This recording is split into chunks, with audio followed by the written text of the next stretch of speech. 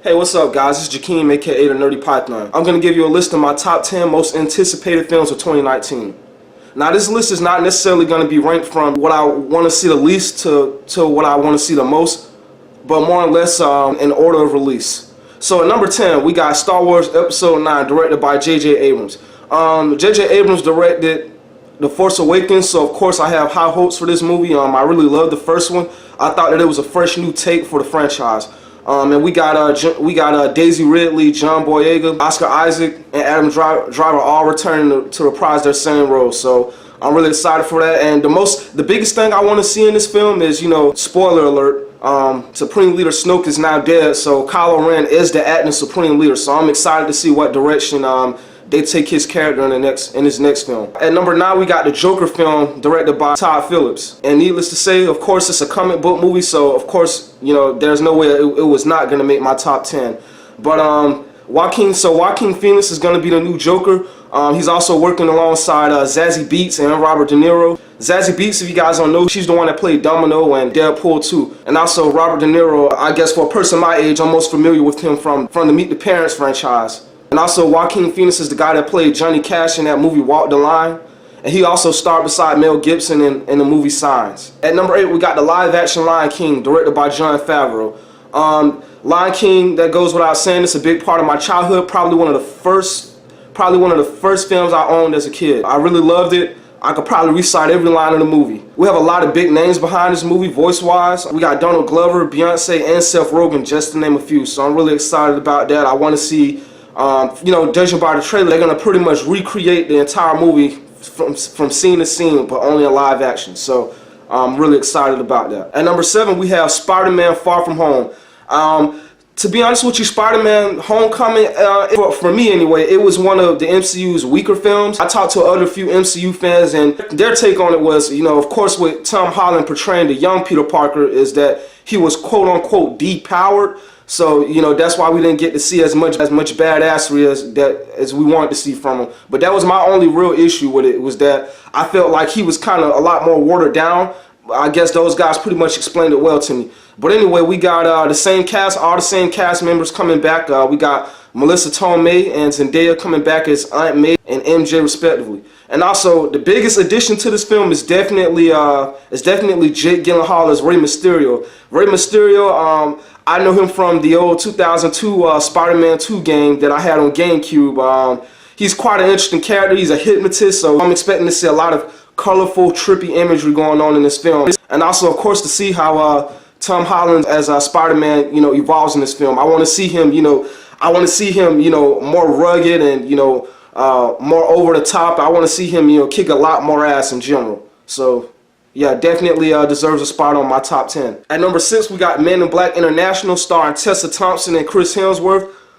Who would have thought Valkyrie and Thor would be starring in another movie again together? I'm really excited about this. If you guys saw my reaction, I was thoroughly impressed. Men in Black was another one of the first series that, growing up that I had kind of got into. I was more so a fan of the first one. The second one was alright, but the third one I didn't really like too much. But I'm glad, with them focusing on a whole new aspect of, the MIB.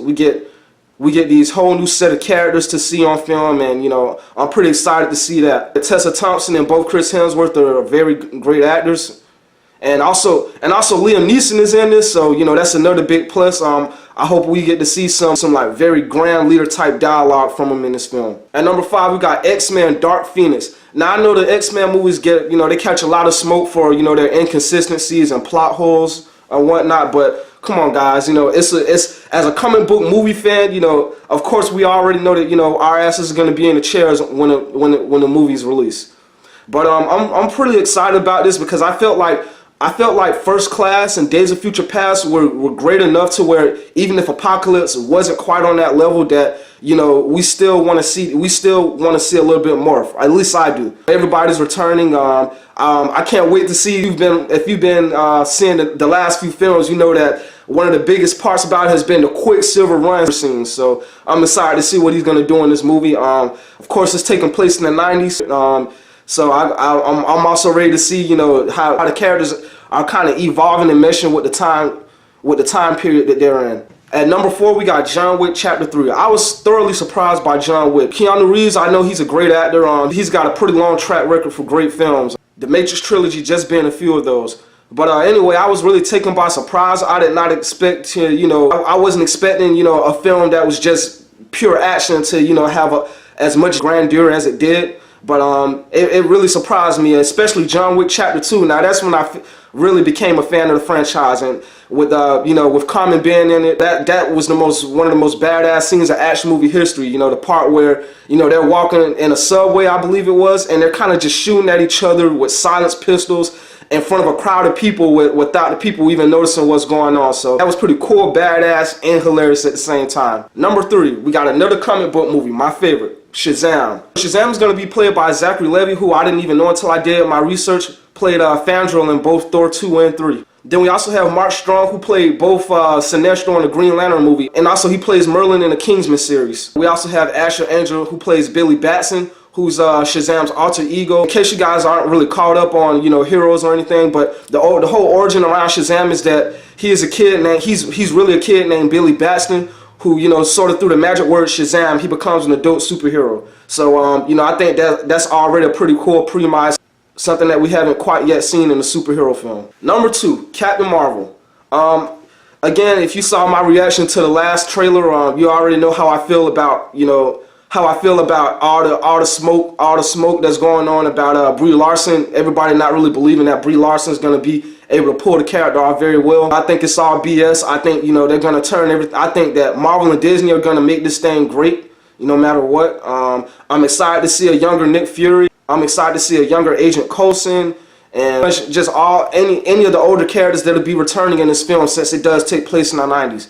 I think it's going to be really good. I think the humor is going to be, I think the humor is going to hit, and it's not just going to be a flat movie, and it's going to be really good. And I'm excited to see, I'm excited to see, how Captain Marvel is going to fit in a wider scope of things, and if she's going to be the one to pretty much help save everyone else, and ultimately put an end to Thanos. Which leaves us at number 1, Avengers Endgame. Now, it's needless to say how big this movie's gonna be. That I feel like everybody, just every MCU fan and movie fan in general that knows about the MCU is gonna be ready to just come in and see the fate of all the Avengers that we lost already. How are the Avengers gonna pull this off? What are they gonna do to get everybody back?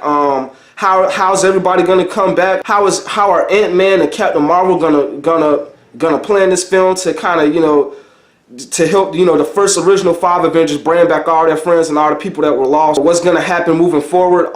So many unanswered questions that the MCU fans that we just want to see answered. So of course that's probably I know I didn't rank this thing in order of what I'm most and least excited to see, but Avengers Endgame is right where it belongs at number 1, because it's probably the most anticipated film ever, no matter across all genres, as big of a cultural influence as it is. So definitely Avengers Endgame is definitely number 1 on my list. So that's my top 10. With that being said, I believe that it's so many other films that I'm excited to do that I have to do a list of 5 honorable mentions. At number 1, we got Hellboy, with David Harbour being the new actor for the character. Like I said in the reaction to the trailer, I was a big fan of the first 2 movies. I think the Hellboy is a unique character, just being a demon, yet a hero at the same time. We also have Mila Jovovich, who I believe is going to be the villain coming to the film. So I'm a big fan of her as well as an actress, and also Ian McShane. So needless to say, it definitely deserves a mention. Number 2, we got Detective Pikachu.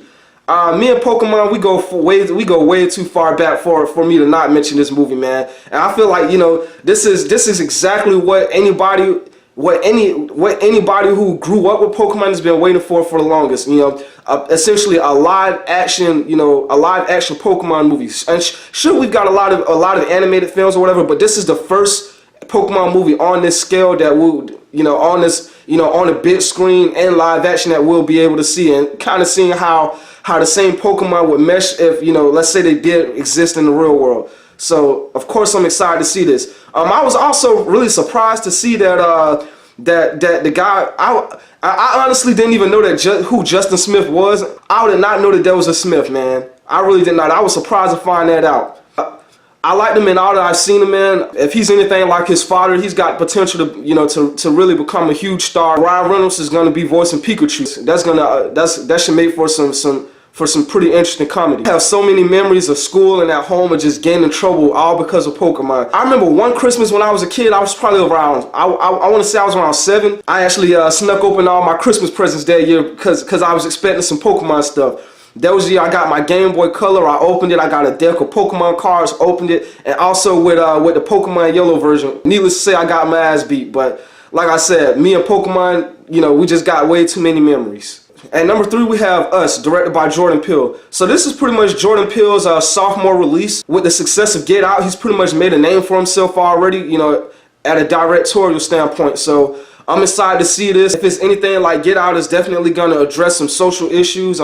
But also, you know, the names that we have in this film, Winston Duke and Lupita Nyong'o, I think that they did very good in all the roles I've seen them in, even though I may just be limited to Black Panther. But, you know, the movie was so good, I wouldn't mind seeing those two starring again in the film. I guess Us is going to be pretty much my most anticipated horror / thriller for the year. So number 4, we got a Zombieland 2 that's in the mix right now. And apparently it's going to be the same cast and crew. So, you know, we got Jesse Eisenberg, Emma Stone, Woody Harrelson all returning back in this film. I was a huge fan of the first one. I thought it was very good. It was a very uniquely structured movie about zombies. And you know, even though it was a popcorn flick, I felt like, you know, the way it was structured, and you know, the main character played by Jesse Eisenberg was like a logical nerd. He basically had his own way. He had this list of rules that he followed and mentioned throughout the film to kind of stay safe during the time. So the way that movie was made and the way it kind of presented itself as a zombie movie and a popcorn flick was just amazing, to where I did really enjoy it, and I'm excited to see what they do for a sequel. And number 5 from my honorable mentions is How to Train Your Dragons: The Hidden World. I really love the first one and the second one. It's, you know, it's full of heart and emotion. It's just a movie about like a coming of age tale about a boy and his pet, pretty much. You know, in this case, Dragon Toothless, Hiccup, played by Jay Baruchel. Hope I said his name right. But then we have America Ferrera and Cate Blanchett, who both voice Astrid and Valkyrie respectively. That's it for my top 10 most anticipated films for 2019. You also got 5 of my honorable mentions. I don't know if I said it before, but there's a whole lot more movies that I want to see coming out this year. Comment down below, what are you most excited to see this year? Don't forget to like, comment, and subscribe. And as always, Nerdy Python is out of here.